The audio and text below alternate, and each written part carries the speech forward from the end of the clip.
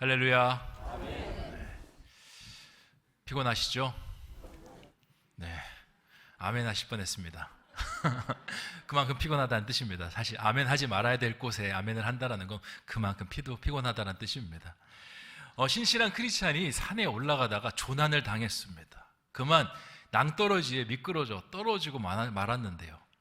떨어지다가 급박하게 뭔가를 잡았는데 이 나무 뿌리입니다. 겨우 나무 뿌리를 붙잡고 이 절벽에 대롱대롱 매달려 있습니다. 자신의 힘으로 도저히 올라올 방도가 없습니다. 그러자 이 사람은 기도하였습니다. 하늘을 보면서 그 위에 아무도 없습니까? 저 좀 도와주세요. 저 좀 도와주세요. 끊임없이 하늘을 향해 소리칩니다. 그랬더니 하늘에서 음성이 들립니다. 내가 도와주마. 이렇게 음성이 나옵니다. 누구십니까? 나는 네가 믿고 있는 하나님이다. 그렇게 이야기를 합니다. 오 하나님 감사합니다. 저를 좀 여기서 건져 주시옵소서. 하나님의 구름이 싹 거치면서 하나님께서 밝은 얼굴로 말씀하십니다. 내가 너를 잡아줄 테니 그 붙잡고 있는 나무 뿌리를 놓거라. 하나님께서 말씀하십니다. 그런데 아무래도 이 나무 뿌리를 놓으면 죽을 것 같습니다. 계속 붙잡고 있습니다. 놓으라니까. 두려워하지 말고 놓으라니까. 그러자 그 크리스찬이 이야기합니다. 저기 위에 하나님 말고 다른 분 안 계신가요? 저 이거 도저히 못 놓겠습니다. 그렇게 이야기했다라는 겁니다. 우리 그리스도인은 믿음의 사람입니다. 아멘이십니까? 네, 우리는 주님을 믿습니다. 그런데요, 이 믿음을 삶 속에서 실천한다라는 건 여간 어려운 일이 아닌 것 같습니다. 이렇게 나의 생각과 믿음이 충돌할 때를 보면요, 하나님을 붙잡기가 정말 여간 어려운 것이 아닙니다. 자꾸 우리 인간은요, 내 것을 의지합니다. 내 경험을 의지하고 내 생각을 의지하고 내 판단과 내가 발을 붙이고 살아가는 이 세상을 의지합니다. 그래서 하나님을 믿는다라고 하지만 정작 중요한 선택의 기로에서는 그 하나님을 선택하지 못하는 경우가 부지기수로 우리 가운데 일어납니다. 제가 예전에 인상 깊게 봤던 영화가 하나 있습니다. 이 마인이라는 영화인데요, 이 지뢰를 마인이라고 뜻합니다. 지뢰를 밟은 군인의 이야기입니다. 저예산 영화인데 굉장히 스릴 있고 아주 많은 사람들이 봤던 영화입니다. 영화의 스토리는 이렇습니다. 2명의 군인이 작전을 받아서 사막에 나옵니다. 한 사람은 스나이퍼고 한 사람은 이제 그 거리를 측정하는 병사입니다. 둘이서 숨죽이고 몇 시간째 사막에서 기다립니다. 무엇을요? 타겟을 기다립니다. 아랍에 있는 그 테러범을 사살하기 위해서 둘이서 숨어서 기다립니다. 몇 시간을 기다렸을까요? 그 테러범이 차를 몰고 옵니다. 그리고 잠시 쉬었다 가는데 그 틈을 타서 이제 총을 겨눠서 그 테러범의 가슴을 맞춥니다. 성공적으로 그 테러범을 사살했습니다. 어디에 그 저격범이 있는지 알지도 못합니다. 위장을 하고 있어서 그냥 총을 챙겨서 이제 본부로 돌아가려고 합니다. 그렇게 저격을 하고 나서 본부로 돌아갈 루트를 나름대로 만들어 놨는데 갑자기 모래바람이 그 루트로 몰아닥칩니다. 도저히 그 루트로 갈 수가 없습니다. 그래서 선택한 방법이 제2의 루트로 가는 것입니다. 플랜 B를 행하는 것입니다. 그런데 그 루트로 가는 것은요, 굉장히 위험한 일입니다. 왜냐? 거기는요, 지뢰가 많이 매설된 곳입니다. 그런데 그 루트로밖에 빠져나갈 수 있는 방법이 없습니다. 조심스럽게 그 두 군인은 그 루트로 지나갑니다. 설마 이 넓은 땅에 우리가 지뢰를 밟겠는가 하고는 그렇게 탈출해서 가는데 갑자기 한 병사가 뭔가를 밟습니다. 그리고는 꽝 하고 터집니다. 그게 뭐겠습니까? 지뢰입니다. 지뢰가 터져서 쓰러져 있는 병사를 구하기 위해서 다른 병사가 뛰어가는데 이 병사도요, 뭔가를 밟습니다. 그리고도 움직이지 못합니다. 지뢰를 밟은 그 동료 병사는 피를 흘리면서 점점 죽어갑니다. 눈앞에서 동료가 죽어가는데 아무것도 하지 못합니다. 왜요? 자기도 지뢰를 밟고 있으니까요. 그렇게 해서 영화는 이제 중반으로 넘어갑니다. 계속 거기서 서서 아무도 오지 않는 데서 쓸쓸하게 그렇게 서 있습니다. 밤이 됐습니다. 그러니까 이 사막에 있는 야생 동물들이 이 사람을 공격하기 시작합니다. 갖고 있던 총으로도 흔들어 보고 칼로도 흔들어 보고 움직이지 않는 상태에서 이 동물들과 밤새 사투를 벌입니다. 밟고 있으니 잠도 자지 못합니다. 그러다가 다시 해가 뜹니다. 하루 종일 그 땡볕 아래 서 있습니다. 죽겠구나 하는 시점에 그 지역에 사는 사람이 이 낙타를 몰고 지나갑니다. 그리고는 그 사람이 이렇게 이야기합니다. 당신 여기서 뭐 하는 것이요? 제가 지금 지뢰를 밟고 있습니다. 어떻게 하면 좋습니까? 지뢰라뇨? 여기 지뢰 없어요. 아니 분명히 지뢰를 밟고 제 동료가 폭사했는데요. 그리고 제가 알기로는 여기에 지뢰가 많이 매설되어 있다라고 들었는데 아닌가요? 예전에는 지뢰가 많이 매설되어 있었죠. 그런데 마을 사람들이 먹을 것이 없어서 지뢰를 다 파내서 그것을 팔아먹었습니다. 그리고 그 안에다가 깡통을 심어놨습니다. 분명히 밟고 있는 건 깡통일 것입니다. 그런데 이 사람이 그 발을 떼지 못합니다. 왜냐? 자기 동료가 눈앞에서 지뢰를 받고 죽었기 때문에 그렇습니다. 아니 안 된다고. 지금 이거는 지뢰라고. 깡통이라고 걱정하지 말라고. 그 병사님의 동료분이 지뢰를 받고 죽었는지는 모르겠지만 여기는 지뢰가 없다라고. 여기에 많은 사람들이 왔다 갔다 거리는데 한 번도 지뢰를 밟고 죽은 적이 없다라고. 발을 떼셔도 된다라고. 그런데 절대 발을 떼지 않습니다. 그리고는 그 마을 사람이 그냥 자신의 집으로 가버립니다. 또 몇 시간이 지납니다. 이제 완전히 물도 없고 땀은 다 빠져가지고 녹초가 됩니다. 어떻게 하면 좋을까? 이대로 서 있다가도 죽겠고 발을 떼어도 죽겠고, 그래 믿져야 본전이니까 발을 한번 떼어보자 하고는 그 군인이 발을 뗍니다. 어떻게 됐겠습니까? 살았습니다. 파보니까 뭐가 있었냐면 깡통이 있었습니다. 이 이야기가 참 재밌습니다. 이 이야기 속에서는요, 두 종류의 믿음이 있습니다. 깡통을 밟고 서 있는 믿음이 있고요, 깡통을 밟는 발을 떼면 죽는다라는 믿음이 있습니다. 무엇을 믿느냐에 따라서 삶의 방향이 완전히 달라집니다. 그걸 깡통이라고 믿으면요, 발을 떼고 앞으로 걸어갈 수 있습니다. 하지만 그걸 지뢰라고 믿는 순간 어떻게 됩니까? 발을 절대 떼지 못합니다. 그 위에서 그냥 폭파하진 않지만 그냥 죽어가는 것이 인생입니다. 우리가 살아가는 세상에도요, 두 가지 믿음이 있습니다. 하나는 하나님을 향한 믿음이 있고요, 또 하나는 세상을 향한 믿음이 있습니다. 하나님께서는 우리에게 자신에게 오라고 끊임없이 손짓하십니다. 그런데 우리는요, 하나님께 나가는 것을 주저주저합니다. 왜 그렇습니까? 세상을 믿고 있기 때문에 그렇습니다. 세상은 우리에게 이야기합니다. 너가 세상에 발을 떼는 순간 넌 죽을 거야. 너는 세상 속에 거하지 않으면 망할 거야. 세상 속에 있지 않으면 너는 고난을 경험할 거야. 그렇게 세상이 이야기하기 때문에 그렇습니다. 여기서 우리는 갈등합니다. 발을 뗄 것인지 아니면 발을 붙이고 있을 것인지. 오늘 우리가 읽은 로마서의 말씀이 바로 이 믿음에 대한 말씀입니다. 로마 교회는요, 믿음에 대한 문제가 있었습니다. 그들은 복음을 통해서 주님을 알게 되었지만 세상을 놓지 못합니다. 주님께 확 들어가지 못하는 문제가 있었습니다. 왜냐? 그들은요, 세상을 놓으면 죽는다라고 생각했습니다. 주님이 좋지만 주님의 길을 걷는다라는 건 나에게 너무나 위험한 일처럼 그렇게 생각했습니다. 그리고 그들에게는 세상이 익숙했습니다. 세상에서 잘 되려면 세상에 발을 붙이고 있어야 되고, 세상에서 남들보다 더 성공하고 잘 먹고 살기 위해서는 아예 발을 붙이는 걸 넘어 뿌리를 내리고 살아야지 된다는 사실을 그렇게 믿고 있었습니다. 로마에 있는 그리스도인들이요, 이런 신앙의 상태가 된 것은 한 가지 사연이 있습니다. 어떤 사연이 있냐? 로마에 사는 그리스도인들은요, 대부분 로마로 이주한 유대인들입니다. 본래는 이스라엘 땅에서 살던 사람들인데 그들을 그 땅에서 살 수가 없어서 이 로마로 이민 온 사람들이 대다수였습니다. 그들이 복음을 받아들이게 되면서 그리스도인으로 전향하게 됐습니다. 그러면 유대인들이 언제부터 이 로마 땅에 정착해서 살았느냐?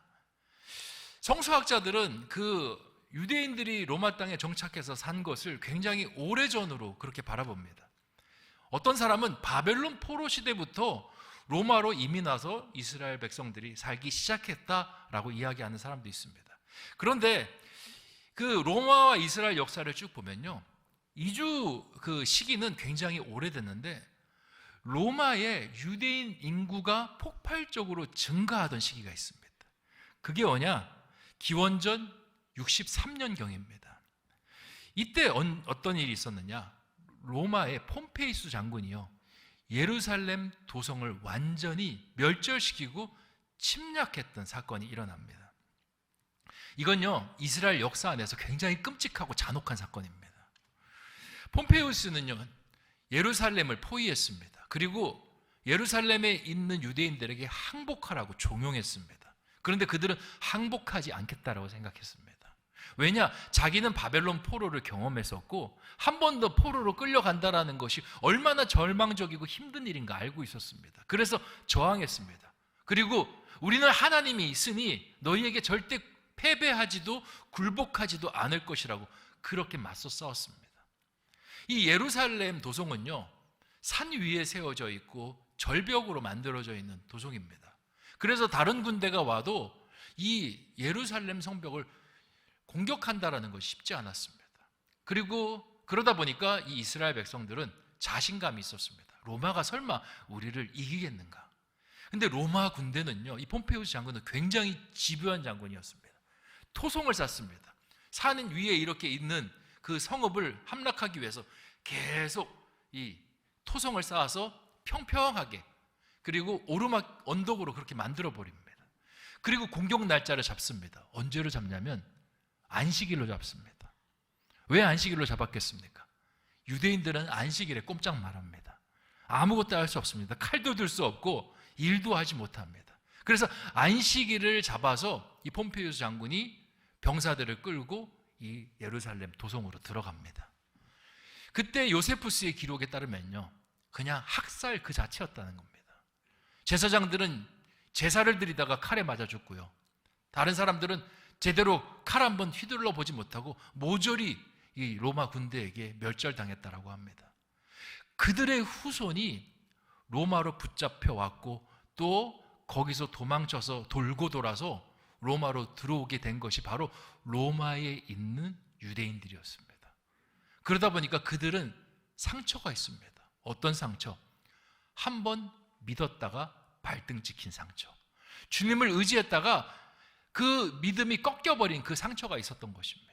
그래서 예수 그리스도를 알게 되고 영접한 것은 너무 기쁜데 예수 그리스도를 믿고 이제 삶을 다시 그 예수 그리스도에게 걸고 나아간다는 것이 굉장히 두렵고 힘든 일이었던 것입니다. 제가 예전에 캐나다에 있을 때요, 한인교회를 섬겼습니다.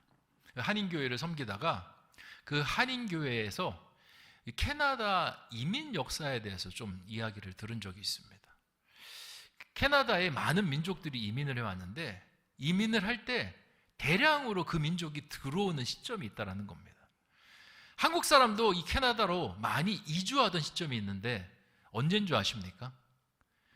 90년 후반 IMF 때 많이 이주했습니다. 그때 사업도 실패하고 직장도 잃으면서 더 이상 이 나라는 희망이 없다고 생각하고 많은 사람들이 캐나다로 이주했습니다. 그래서 그때 넘어온 사람들이 대다수입니다. 그 사람들은요, 트라우마를 갖고 있습니다. 어떤 트라우마? 쫄딱 망했던 트라우마. 캐나다에서 밑바닥 생활을 했었고요, 힘겹게 나라를 이어나갔습니다. 제가 섬기던 교회도 그런 분들이 이제 주축이 돼서 이제 세워진 교회였는데 사역할 때 정말 알뜰살뜰합니다. 이게 좋은 부분도 있고 안 좋은 부분도 있습니다. 좋은 부분은 교회가요, 정말 잘 저축을 하고 돈을 정말 안 쓰고 잘 모읍니다. 안 좋은 점이 뭐냐? 사역하려고 하면요, 돈부터 이야기를 꺼냅니다.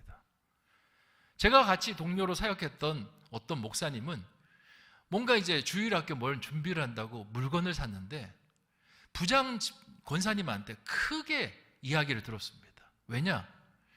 이거 1,000원이면 살 건데 왜 1,100원에 샀냐는 겁니다. 그래서 이게 몇 개냐고 10,000원을 손해봤다라고 실제로 엄청 뭐라고 하는 겁니다. 그러니까 그런 트라우마가 있는 겁니다. 완전히 어려웠기 때문에 정말 100원 하나라도 아끼는 트라우마. 그 나라에는요, 또 이 중국 사람들이 참 많습니다. 캐나다에. 그 중국 사람들은 대다수 홍콩 사람들입니다. 홍콩 사람들이 아주 다수로 이 캐나다에 이민 올 때가 있었습니다. 그게 언제인 줄 아십니까? 홍콩이 중국에 반환될 때. 그때 홍콩에 있는 많은 사람들이 재물을 팔고요, 캐나다로 넘어왔습니다. 그러다 보니까 이 중국 사람들은 한국 사람들과 완전 질이 다릅니다. 때깔이 다릅니다. 굉장히 부자입니다. 돈도 많고 집도 으리으리하고요, 외제차를 다 끌고 다닙니다. 그리고 영어도 굉장히 잘합니다. 홍콩에 살다 보니까 영어도 굉장히 잘하고 그 사회에서 어울리는데 어려움을 겪지 않습니다.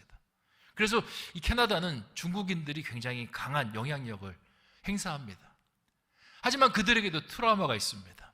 어떤 트라우마? 중국 트라우마가 있습니다.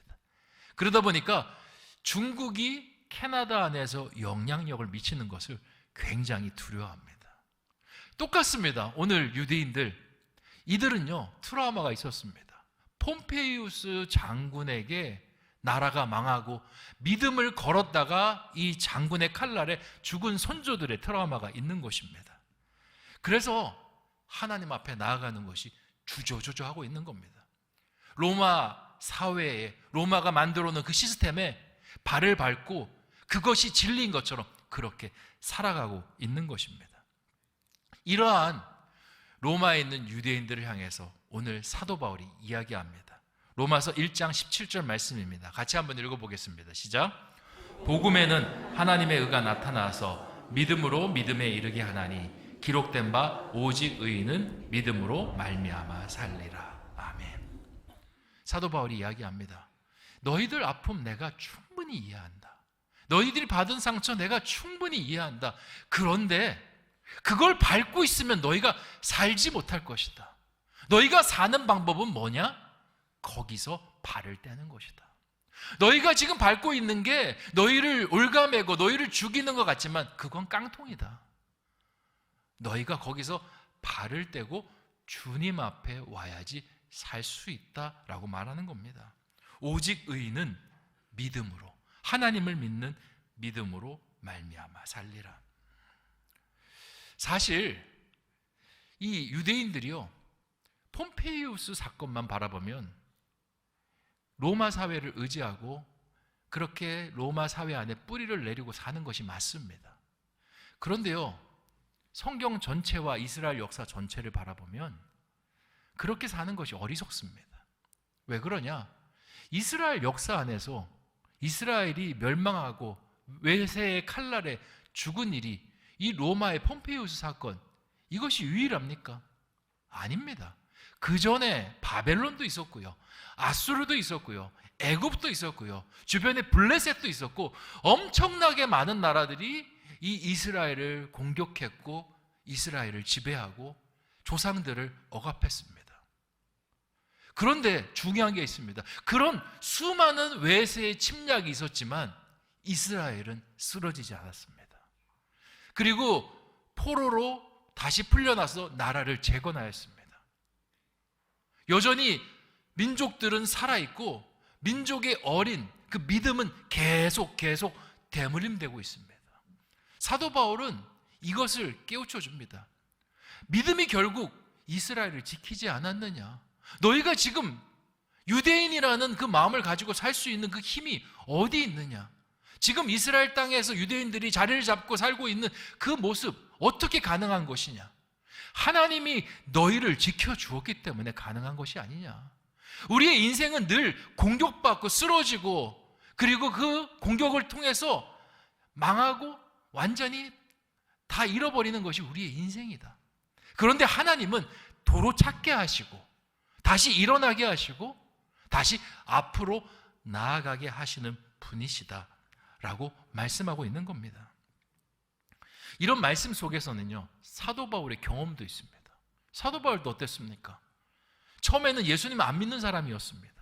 예수님 안 믿고 교회를 핍박하는 게 자신이 해야 될 그 옳은 일이라고 생각했습니다. 그리고 율법을 맹신하고 율법을 쫓았습니다. 율법의 발을 딛고요, 거기에 뿌리를 내렸습니다.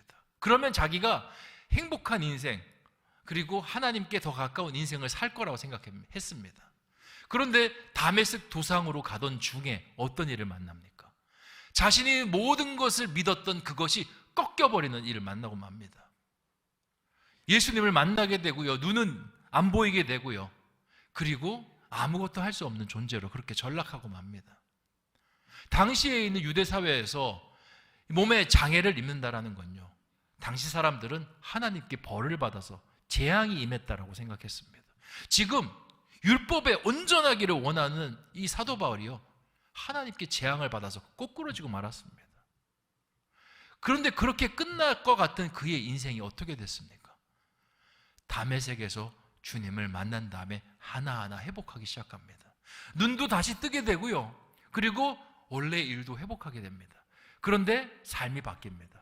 전에는 교회를 핍박하던 사람에서 이제는 교회를 증거하고 교회를 세우는 사람으로 달라지게 된 겁니다. 믿음이라는 것은 바로 이런 것입니다. 믿음이 있다고 해서 우리의 삶 속에 어려움이 없는 것, 환난이 없는 것 전혀 아닙니다. 믿음이 있어도 환난이 있을 수 있고요, 믿음이 있어도 지뢰밭과 같은 곳에 밟을 수 있습니다. 하지만 믿음이 있는 사람은 하나님은 그대로 내버려 두지 않습니다. 그를 다시 일으키시고요, 그 지뢰밭을 헤쳐나올 수 있도록 인도하시는 분이 우리 하나님이신 것입니다. 이스라엘, 여기 로마에 있는 유대인들은요, 계속적으로 세상과 하나님 사이에서 힘들어합니다. 그러다가 완전히 하나님 쪽으로 넘어오는 계기가 일어납니다. 그게 뭐냐?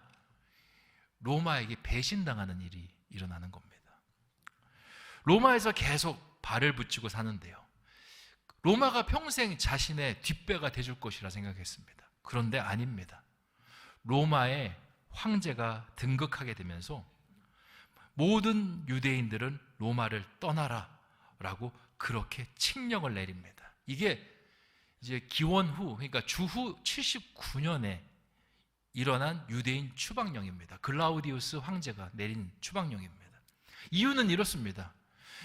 유대인들이 있고요, 또 유대인 안에 그리스도인들이 있습니다. 서로 싸우기 시작하니까 속 시끄럽다, 둘 다 나가라, 유대인은 모두 나가라, 그렇게 칙령을 내린 겁니다.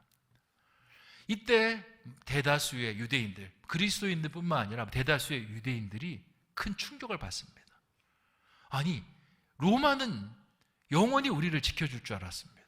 로마는 뿌리를 내리면 절대적으로 우리를 보호해 줄 줄 알았습니다. 그런데 그게 아니었습니다. 로마가 우리를 밀어내고 있는 겁니다. 그리고는 로마에 대한 마음을 접고 완전히 예수 그리스도에게 기이하는 사건이 일어나게 되는 것입니다. 사랑하는 성도 여러분, 여러분의 삶 속에 세상과 하나님 사이에서 갈등하는 부분이 있습니까? 여전히 세상 속에 내 마음과 내 믿음이 자리 잡고 있는 부분들이 있습니까? 내려놓아야 합니다. 하나님을 의지해야 됩니다.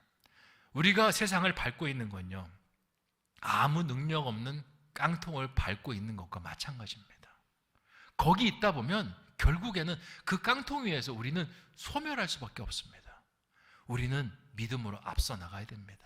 믿음으로 헤쳐나가야 됩니다.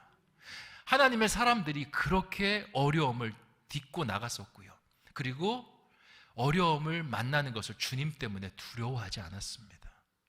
사단은 할 수 있는 게 딱 한 가지밖에 없습니다. 무섭게 하는 거, 두렵게 하는 거. 아무런 능력 행하지 못합니다. 딱 할 수 있는 건 너 그 손 떼면 죽어, 너 세상 의지하지 않으면 죽어, 너 예수님 따라갔다 큰일 나, 그것밖에 할 수 없습니다. 그런데 우리가 발을 떼면요, 주님이 하시는 건 실제입니다. 주님이 하시면 진짜 우리를 건지시고요, 진짜 우리를 변화시킵니다. 그렇게 나아가는 우리 신성의 교우들 되시기를 축원드립니다.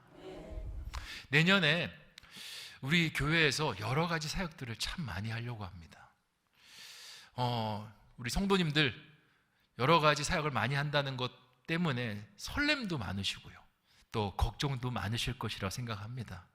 사람은 언제나 변화 속에서 걱정이 많이 됩니다. 그런데 저는 하나님께서 주신 마음이 있습니다. 하나님께서는 우리 신성교회를 부흥하고 그리고 성장하는 교회로 바꾸어 놓고 싶어 하십니다. 그리고 그 일은 반드시 이루어질 것입니다. 제가 그렇게 마음 먹어서 이루어지는 일이 아니라 이미 여러분이 오랫동안 그 제목을 놓고 기도하신 줄 믿습니다. 이제 그때가 도래하려고 합니다. 그런데 그냥 이루어지지 않습니다. 변화가 시작이 되어야 됩니다. 변화는 두려워하면서 기도는 믿음으로 기도하는 거, 이거는요 서로 배치되는 겁니다. 기도를 했으면 변화도 받아들이는 겁니다. 믿음으로 나아가는 겁니다. 믿음으로 발을 띄고 바닷물을 디뎌야 물 위를 걸어나갈 수 있습니다. 믿음으로 홍해바다 사이를 나아가야 지나갈 수가 있습니다. 옆에 있는 파도가 옆에서 넘실넘실 되는데 내가 저기 중간쯤 들어갔을 때 저 물살에 함몰되면 어떡하나 두려워하면 절대 못 들어갑니다. 물을 갈랐으면 지나가는 것도 믿음입니다. 주님께서 걸어오시면 물 밖으로 발을 떼는 것도 믿음입니다. 내년도에 그렇게 한번 나아가기를 원합니다. 오늘 혹시 이 주보에 2025년에 시작될 멋진 일들이라는 그 칼럼을 보셨습니까? 그런 게 있었어? 그러신 분들도 계실 텐데요. 나중에 한번 읽어보십시오. 내년에 4부 열린 예배를 드리려고 합니다. 오후 예배가 없어집니다. 오후 예배 없어지면 어떡해? 오후 예배가 없어지는 대신 4부 예배를 좀 키우려고 합니다. 4부에 우리 교회가 1, 2, 3, 4부 예배가 있지 않습니까? 1, 2, 3부 예배는 전통 예배를 드리고 있습니다. 그런데 대다수의 교회들이 젊은 사람들 중심으로 열린 예배, 젊은이의 예배를 드리고 있습니다. 그리고 청년 생활을 오래 하셨던 분들은 이 젊은 예배에 대한 열망과 그때에 대한 추억들이 있습니다. 우리 교회가 앞으로 신성교회를 책임질 수 있는 젊은 분들이 많이 들어오고 성장하는 교회가 되기 위해서는 이 예배 한 켠을 그들을 위해서 열어줄 필요가 있습니다. 이렇게 생각할 수도 있습니다. 목사님은 젊은 분들에게 포커스를 맞추려고 한다. 저 포커스를 맞추는 게 아닙니다. 저는요, 우리 교회의 인구 비율을 잘 알고 있습니다. 나이 드신 분들이 훨씬 많습니다. 나이 드신 분들에 대해서 관심이 정말 많고요. 그분들을 위해서 기도를 정말 많이 하고 있습니다. 그리고 작년에 제가 했던 사역들을 보면 많이는 안 했지만 이게 나이 드신 분들을 만나고 신방하고 같이 이렇게 여행도 가는 그런 사역들을 했습니다. 내년에도 그 사역들은 감당하려고 합니다. 너그러운 마음으로 이 젊은 분들에 대해서 공간을 한켠 열어주신다라는 생각을 하셨으면 좋겠습니다. 이분들과 같이 청년들과 장년들이 같이 예배를 드리고 오후 시간에는 이분들과 소그룹을 해나가려고 합니다. 그리고 이분들의 아이들은요, 어린이 영어 예배로 그렇게 받아주려고 합니다. 이 세팅이 이제 4부 예배 세팅입니다. 그래서 죄송한 말씀이지만 오후 예배는 없습니다. 그런데 좋은 소식이 있습니다. 여러분도 찬양할 수 있는 예배가 열린 겁니다. 찬양하고 싶고 찬양에 대한 소망이 있으신 분들은 젊은 분들 필요만 들어오실 필요는 없습니다. 누구라도 오셔도 괜찮습니다. 같이 뜨겁게 찬양하고 예배하는 그 기쁨을 누리셨으면 좋겠습니다. 그리고 내년도에 좀 서로 문화라는 주제로 내년에 진행이 되지 않습니까? 그러다 보니까 이 목장과 목자 사역을 좀 강화하려고 합니다. 내년에는요, 토요일 날 11시에 목자 모임을 하려고 합니다. 거기에는 목자만 오는 게 아니라 목원들도 데리고 오셔도 돼요. 내가 생각할 때 앞으로 좀 이분을 키워서 부목자로 좀 세워야겠다 하시는 분은 누구나 데려오셔도 됩니다. 한 명이 아니셔도 됩니다. 2명, 3명도 괜찮습니다. 그렇게 오셔서 목자 교육을 30분 정도 같이 들으시고 30분 나머지 이제 1시간 정도 프로그램인데 나머지 30분은 교구별로 흩어지셔가지고 교구 목사님과 교제하고 또 환우들, 새가족들 잘 정착하는지 점검하고 교구의 번영을 위해서 기도하셨으면 좋겠습니다. 그래서 내년에는 이 11시에 토요일날 11시에 목자 모임을 진행하려고 합니다. 그리고 내년에는 또 중직자 선거를 하려고 합니다. 중직자들이 교회 안에서 많이 탄생하셨으면 좋겠습니다. 이번에 신임 서리 집사님 세우는 거 부목사님들한테 좀 부탁을 했습니다. 최대한 그 자격 요건 안에 들어오시는 분들은 겉면에서 많이 재직으로 설 수 있도록 그렇게 좀 했으면 좋겠다라고 이야기했습니다. 그리고 목자들이 그 자격이 되시는 분들에게 연락을 해서 최대한 그 집사 임명을 받을 수 있도록 그렇게 도모하라고 그렇게 이야기를 했습니다. 자리가요, 사람을 만드는 경우가 있습니다. 나는 좀 부족해도 그 자리를 맡아서 섬기다 보면 시당이 확 올라갑니다. 중직자도 마찬가지입니다. 중직자로 내가 준비가 안 됐는데, 또 중직자로 준비하려면 또 그런 것도 있습니다. 아유, 권사 되려고 하나 봐, 안수집사 되려고 하나 봐, 야망이 커. 이게 무슨 야망입니까? 주의 일을 하겠다라고 서는 건데, 야망이 크다라고 이야기하는 건요, 그걸 다른 쪽으로 해석하는 겁니다. 더 많은 일을 감당하고 더 헌신하겠다는 뜻입니다. 제가 이 중직자는 예전에 중직자 선발 기준과 좀 다르게 했습니다. 중직자는 영혼을 품고 기도하는 사람이 되어야 된다라고 저는 그렇게 믿습니다. 그래서 목자 1년 혹은 교사 2년을 필수 과정으로 넣습니다. 그리고 이제 목자 1년을 했으면 이제 나머지 다른 사역을 통해서 2년을 채워서 3년 사역을 하신 분에게 자격을 드리려고 합니다. 그러니까 보통 목자는 여성들이 하니까 여성들은 목자를 1년 하면 그 조건을 이룰 수 있습니다. 그리고 목자가 좀 부담스러우면 교사로 그 일들을 섬기면 됩니다. 아이들을 섬기는 것도요, 만만치 않습니다. 내 마음대로 될 것 같죠? 절대 안 됩니다. 아이들도 기도해야지 그 아이들이 세워질 수 있습니다. 그래서 교사 2년을 섬기고 다른 사역 1년을 하면 3년이 돼서 그 중직자의 자격이 됩니다. 장로님들은 거기에다가 1년씩 더 플러스 했는데, 내년에는 이 중직자 선거의 요 기준을 장로님들은 적용하지 않으려고 합니다. 왜냐? 시간도 많이 걸리고 요 기준을 적용하면 남성분들은 거의 이제 장로님 선거에 나갈 수가 없기 때문에 그렇습니다. 그래서 요거는 예전 기준으로 장로님들은 유예하고요. 안수집사님, 권사님들은 이 기준을 조금 적용하려고 합니다. 근데 시간이 뭐 1년을 다 못 채울 수도 있습니다. 그러니까 이번에 교사로 지원하시고 또 목자로 지원해 주시면 그 마음을 받아서 미리 하나님 앞에 마음을 드린 것으로 보고 이번에 중직자 선거에 같이 참여할 수 있도록 그렇게 하려고 합니다. 그러니까 우리 주변에 있는 분들, 목자를 좀 했으면 좋겠어, 교사를 좀 했으면 좋겠어, 우리 신성교회 안에서 목사님과 같은 스피릿으로 같이 나갔으면 좋겠어, 그렇게 권면을 많이 해주시면 좋겠습니다. 얼마나 내가 권사 해보니까, 내가 안수집사 해보니까 이 사역이 얼마나 귀한지 몰라, 우리 딸도 했으면 좋겠고 우리 집사님도 했으면 좋겠어, 이렇게 계속 이야기들을 드리는 교회가 되었으면 좋겠습니다. 아유, 야망 있어, 이런 이야기 말고요, 내가 해보니까 얼마나 힘든지 몰라, 하지마 이런 교회가 아니라 교회에서 봉사하고 사역하는 것이 너무 기쁨이 넘치는 그런 교회가 되었으면 좋겠습니다. 이것을 읽어보시고 질문 있으시면요, 우리 교구 담당 목사님에게 질문하시면 아주 자세히 알려주실 것입니다. 또 내년에는 이 마더와이즈 사역을 하려고 합니다. 마더와이즈가 뭐냐? 지혜로운 아내, 지혜로운 어머니, 지혜로운 여성이 되는 사역입니다. 우리가 가정에서 각자의 자리가 있습니다. 가장의, 남편이란 가장의 자리가 있고요, 아버지란 자리가 있고, 그리고 아내, 어머니라는 자리가 있습니다. 이 자리 속에서 하나님께서 그 자리로 우리를 불러주셨기 때문에 우리가 그 자리에 설 수 있는 겁니다.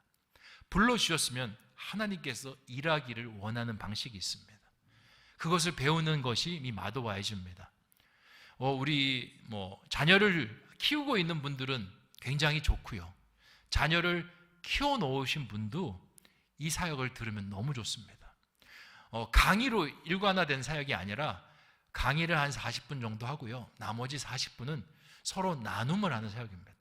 근데 이 사역에 방점이 있다면 나눔의 방점이 있습니다. 나눔을 통해서 사람들이 얼마나 은혜를 많이 받고요, 또 얼마나 많이 변화되는지 모릅니다.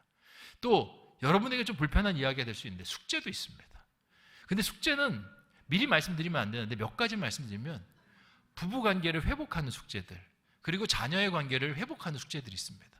자세한 내용은 등록하시면 알려드립니다. 네, 근데 이게요 굉장히 많은 깨우침을 얻게 합니다. 그리고 이것을 하고 서로 나누면서 서로 많이 배웁니다. 아, 지금까지 내가 상대에게만 너무 일방적으로 원했구나. 내가 변하는 것이 상대를 변화할 수 있는 일이구나. 많이 깨닫습니다. 제가 전에 섬겼던 교회는요, 이 마더와이즈 강좌가 개설되면요, 일주일 만에 그냥 꽉 차버립니다. 뭐 40명, 50명을 모집해도 10년 동안 해왔는데 늘 일주일 만에 가득 찹니다. 이미 소문이 돌았습니다. 이 사역이 너무 좋다라는 거. 내년에는 이 사역을 같이 해나가려고 합니다. 아, 목사님 왜 이렇게 많이 일을 벌이시지? 왜 이렇게 우리 교회 변화가 많지? 왜 그런지 아십니까? 교회가 부흥하려고 하기 때문에 그렇습니다. 교회가 도약하려고 하기 때문에 그렇습니다. 젊은 사람들이 뜁니다. 저희 애들 보면 맨날 뛰댕깁니다. 근데 저는 나이가 들면서 변화한 게 뭐냐면 자꾸 걸으려고 합니다. 어디 놀러 가서도 그냥 침대에만 누워있고 싶어 합니다. 움직이고 변화하는 교회는 성장하는 교회입니다. 우리 신성교회가 그렇게 되었으면 좋겠습니다. 여기에 믿음이 필요합니다.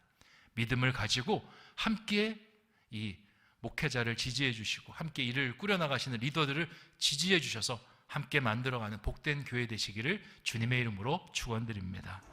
기도하겠습니다. 좋으신 아버지 하나님, 오늘 우리 가운데 믿음에 대한 말씀을 주시니 참으로 감사합니다. 로마에 있는 유대인들 트라우마 있었습니다. 믿음을 선택했다가 선조들이 완전히 멸절하는 일을 경험했습니다. 그리고 로마에 정착한 후에 내가 다시는 믿음을 의지하지 않겠노라 결단했는데 예수 그리스도의 복음이 마음속에 들어옵니다. 너무 좋습니다. 삶이 완전히 달라집니다. 그런데 움직이질 못합니다. 과거의 트라우마에 막혀 있어서 그렇습니다. 사도 바울은 이야기합니다. 지금 밟고 있는 것을 뛰는 것이 너희들이 진짜 살 일이다 라고 이야기합니다. 뛰라고 합니다. 도약하라고 합니다. 앞으로 나아가라고 합니다. 하나님, 우리 신성교회가 멈춰있는 교회 되지 않게 하여 주시고 앞으로 나아가는 교회가 되게 하여 주시고 끊임없이 변화하는 교회가 되게 하여 주시고 살아 역동하는 교회가 되게 하여 주시옵소서. 이미 기도가 충분히 심겨져 있습니다.